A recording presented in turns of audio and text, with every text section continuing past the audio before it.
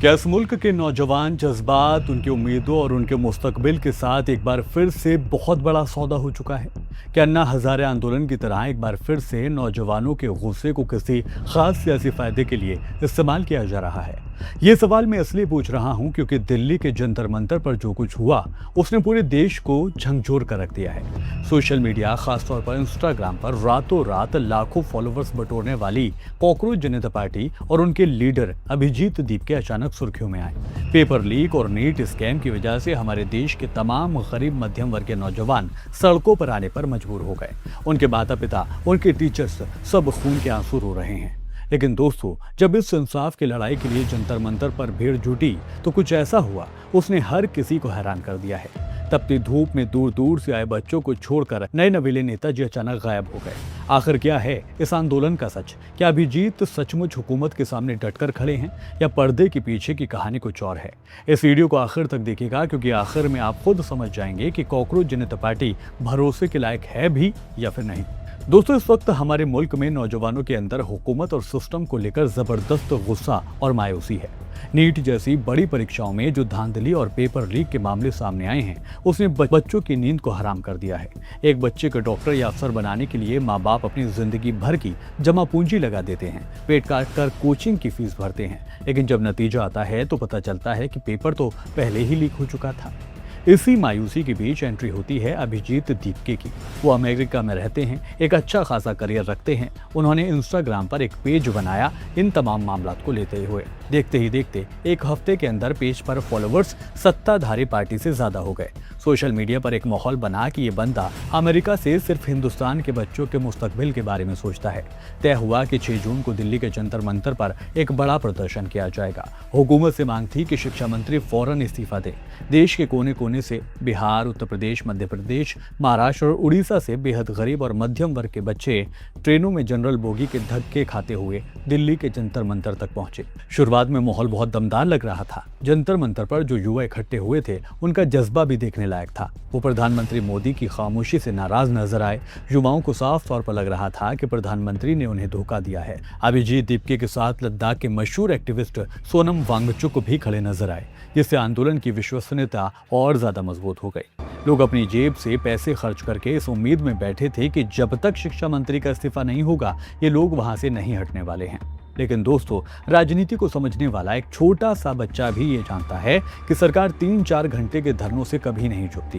गौर किया जाए तो पता चलता है कि अभिजीत जंतर मंतर पर करीब सुबह 10:30 या 11 बजे के आसपास पहुंचे। वो कुल 5 घंटे वहां रुके और इन 5 घंटों में वो 5 बार छोटे छोटे भाषण देते हैं। और दोपहर ठीक 3 बजे जब धूप अपने पूरे शबाब पर थी, जब आसमान से आग बरस रही थी, तब अचानक खबर आती है कि अभिजीत दीपके की तबीयत बिगड़ गई है और वो वहां से उठकर जा चुके हैं।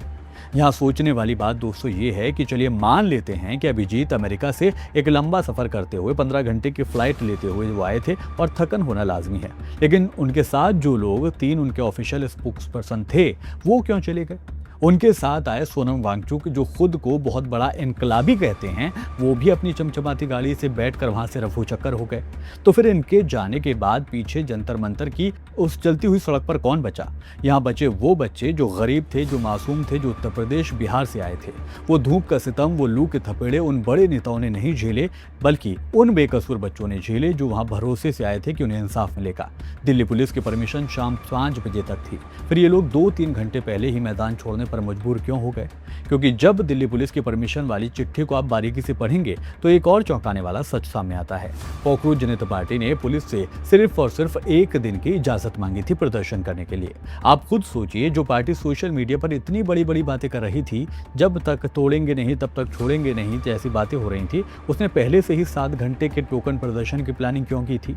क्या ये युवाओं के जज्बात के साथ एक मजाक नहीं था? जब अभिजीत दीपके दोस्तों वहां से गुजर रहे थे तो उन्होंने ये तक नहीं कहा कि मेरी गैर हाजिरी में हमारे ये लोग आपके साथ खड़े रहेंगे। दरअसल सच तो ये है कि वहां जो सबसे ज्यादा भीड़ थी वो कॉकरोच जनता पार्टी के कार्यकर्ताओं की थी ही नहीं। वहां आइसा यानी ऑल इंडिया स्टूडेंट एसोसिएशन के छात्र थे जो जेएनयू, दिल्ली यूनिवर्सिटी और जामिया जैसी जगहों से पहुंचे हुए थे। आइसा एक बाकायदा सियासी संगठन है जो छात्र संघ के चुनाव लड़ता है और जमीन पर संघर्ष भी करता है।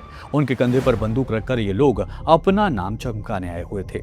जो अभिजीत दीप के सुबह तक ये कह रहे थे कि धर्मेंद्र प्रधान के इस्तीफे के बिना हम झुकेंगे नहीं, लौटेंगे नहीं, वो दोपहर होते होते कहने लगे कि हम सरकार को 5-7 दिनों का वक्त देते हैं। अब अगले शनिचर को फिर से जंतर मंतर पर लोग जुटने वाले हैं। जरा सोचिए, जो लड़कियां, लड़के बिहार, उड़ीसा या फिर महाराष्ट्र जैसे राज्यों से आए थे, जो बहुत ही साधारण और गरीब परिवारों से ताल्लुक रखते हैं, क्या वो दिल्ली के महंगे होटल में 7 दिन तक रुक पाएंगे? उनके पास इतने पैसे आएंगे कहां से? क्या नेताओं को इस बात का जरा भी एहसास है कि ट्रेन के जनरल डिब्बे में धक्के खाकर आने का दर्द क्या होता है? सनस्क्रीन लोशन लगाकर, मिनरल वाटर पीकर और अच्छा खाना खाकर 5 घंटे के लिए स्टेज पर आना आसान है, लेकिन जमीन पर रहकर हक की लड़ाई लड़ना बेहद मुश्किल काम है। यहाँ एक बात और बड़ा शक पैदा करती है कि अभिजीत दीपके और उनके साथी सरकार के किसी गुप्त दबाव में आ गए थे। आपको याद होगा दोस्तों, सोनम वांगचुक पर पहले एनएसए लग चुका है और वो बड़ी मुश्किल से छूटे हैं। तो क्या हुकूमत के खौफ से ये लोग 3 बजे ही बोरिया बिस्तर समेटकर चलते बने थे? हमारे देश में अन्ना हजारे के उस आंदोलन के बाद जिसने बाद में खास राजनीतिक पार्टी को फायदा पहुंचाया, जन आंदोलन की साख पर पहले ही बहुत बड़ा दाग लगा चुके हैं। लोग आज भी गुस्से में हैं, वो सिस्टम को बदलना चाहते हैं और इसी वफादारी में वो किसी भी नए चेहरे के पीछे आंखें बंद करके चल देते हैं। लेकिन सवाल ये है कि जिसके पीछे युवा खड़ा हो रहा है, क्या उसमें इतनी ताकत, इतना हौसला है सचमुच, इतनी ईमानदारी है उसमें कि वो आखिरी दम तक इन नौजवानों का साथ दे? दोस्तों, हम साफ तौर पर ये कह देना चाहते हैं कि हम इस देश के बच्चों के साथ हैं, उन मासूम स्टूडेंट्स के साथ हैं जो रात दिन पढ़ाई करके अपना हक मांग रहे हैं। हम इंसाफ, बराबरी और भाईचारे के हक में हमेशा खड़े हैं, लेकिन हमें इस बात पर भी पैनी नजर रखनी होगी कि कहीं हमारे बच्चों के मासूम जज्बात, उनकी मजबूरियों का इस्तेमाल कोई अपने निजी या सामाजिक या सियासी या फिर आर्थिक फायदे के लिए तो नहीं कर रहा है। कहीं ये सोशल मीडिया के जरिए चमकाए गए नेता बच्चों को सिर्फ एक मोहरा तो नहीं बना रहे? आपको क्या लगता है, अभिजीत दीपके और कॉकरोच जनता पार्टी वाकई हमारे देश के मासूम बच्चों को इंसाफ दिला पाएगी, या फिर ये सब सिर्फ सोशल मीडिया की टीआरपी और फॉलोअर्स बढ़ाने का एक सोचा समझा स्टंट है? आप अपनी राय हमें नीचे कमेंट बॉक्स में जरूर लिख सकते हैं। फिलहाल दीजिए इजाजत। वीडियो पसंद आया है तो वीडियो को लाइक कीजिए, शेयर कीजिए और चैनल को सब्सक्राइब जरूर कीजिए। फिर होगी मुलाकात। आदाब, नमस्कार।